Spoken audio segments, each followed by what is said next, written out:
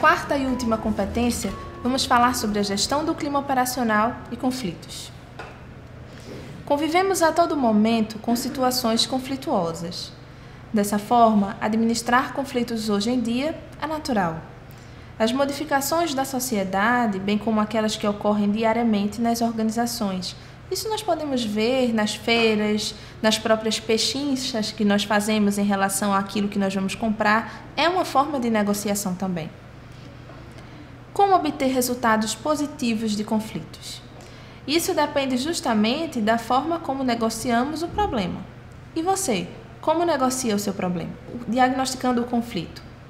Antes de partir para a negociação do conflito, você deve analisar os fatos.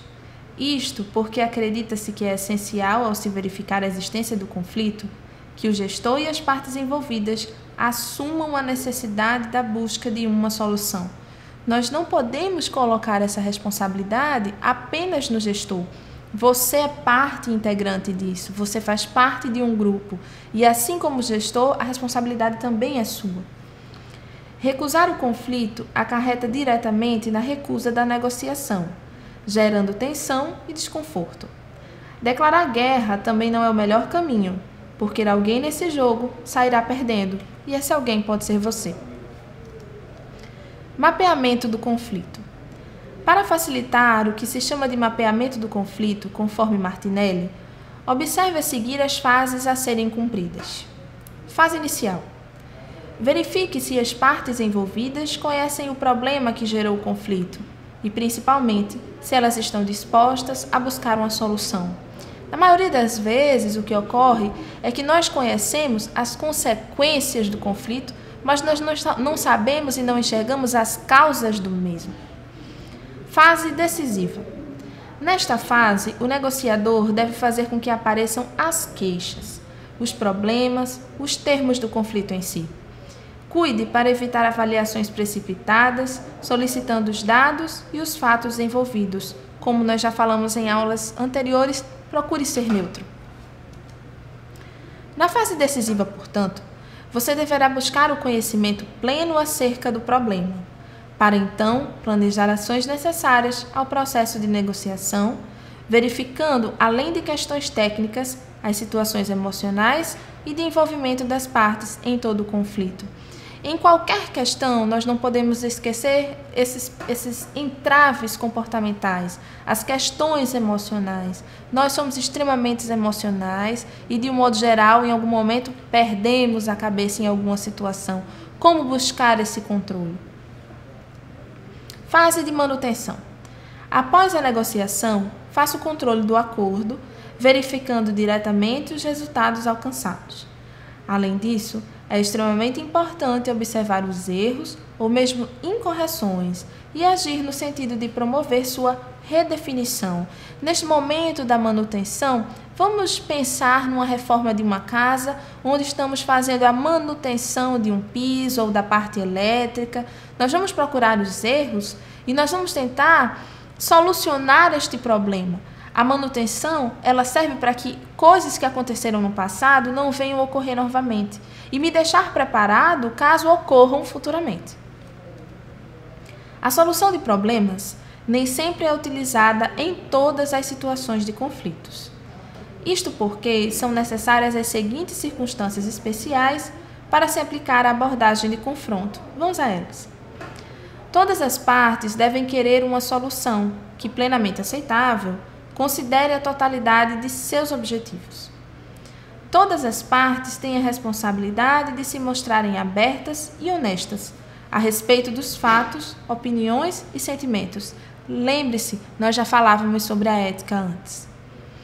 Todas as partes devem concordar em controlar o processo para se chegar a um acordo, mas não em impor seu contexto final. Eu não vou impor a minha condição. Eu vou procurar uma situação ou uma resolução onde a maioria das pessoas elas sejam satisfeitas e o acordo seja comum e pleno e aceitável para a maioria das partes. Planejamento da negociação e dicas para sanar problemas quando a negociação é conflituosa. Importante compreender a negociação como sendo um processo que leva a um acordo entre as partes envolvidas. Ao planejar uma negociação, você deve estar constantemente atento ao conflito, o problema que gerou o conflito e, principalmente, buscar uma solução para que as partes tenham resultados satisfatórios. Já falamos antes que a questão não é o conflito em si, mas como nós podemos resolvê-lo e, principalmente, quais são as suas causas. Vale ressaltar que determinados valores e princípios básicos do ser humano e de seu desenvolvimento em sociedade, como a ética e a honestidade, são fatores importantes no processo de consolidação de uma negociação de sucesso. Nós vemos na política, sobretudo, muitos entraves que são relacionados através do mau processo de negociação. Isso em nosso dia a dia é extremamente comum, não apenas na política, mas nas questões conjugais, nos relacionamentos amigáveis. A ética, o nosso comportamento, o nosso respeito ao outro, ele deve ser sempre considerado. A busca pelo aprimoramento das habilidades de negociação, ela é essencial.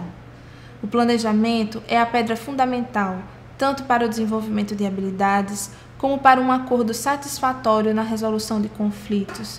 Nós batemos muito nesta tecla do planejamento, porque nós vemos que, infelizmente, é algo extremamente difícil e que muitos gestores esquecem de fazer. O planejamento, ele é o pontapé inicial para que nós possamos resolver qualquer tipo de conflito. Através do planejamento, nós vamos viabilizar e nós vamos visualizar também algo que possa ocorrer no futuro e vamos criar planos B, planos C ou alternativas que venham a nos auxiliar no processo dessa solução ou da administração do conflito. Como planejar? Primeiro, pesquisa e busca de informações. Procure conhecer o negócio, o objetivo de sua negociação. Conheça o negócio do seu oponente. Faça cálculos. Calcule o que você acharia razoável, bom e ótimo obter na negociação. Ou seja, defina quais questões estariam em prioridades na negociação, a fim de que você saiba, ao negociar, o momento de ceder em questões de baixa e médias prioridades. Trace objetivos. Defina os objetivos da negociação após elaborar a pesquisa e estabelecer as questões prioritárias. Não chegue a uma mesa de negociação sem objetivos, você ficará perdido. Estabeleça as concessões. Agora é o momento de traçar as concessões. Após verificar quais são os pontos prioritários e estabelecer seus objetivos, você deve estipular as concessões que poderá fazer durante a negociação.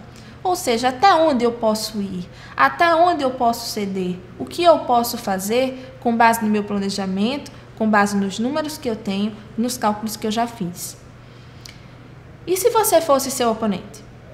Imagine se você fosse seu oponente, ou seja, tente estabelecer antecipadamente o que seria interessante para o outro.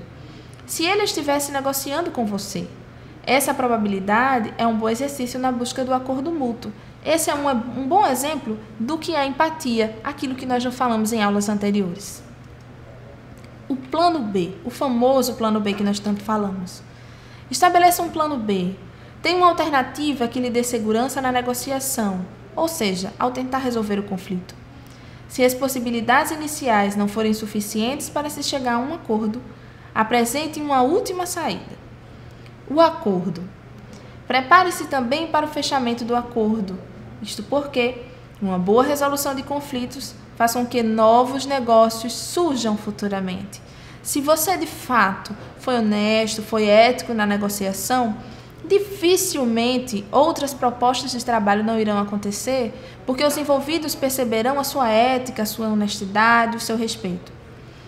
Mantenha a postura. Além de tudo que foi explanado, não esqueça de sempre manter uma postura corporal adequada, corpo ereto, sorriso nos lábios, bom aperto de mão, fale com voz confiante e segura e olhe nos olhos, pois isso transmite confiança. Sem planejamento prévio, englobando então o mapeamento do conflito e as estratégias de negociação a serem adotadas, o resultado positivo na resolução de conflitos não irá aparecer. Dicas para uma situação cujo acordo está em risco. Separe a pessoa do problema. Nós já falamos antes que nós temos que tentar separar as questões interpessoais das questões práticas envolvidas no problema.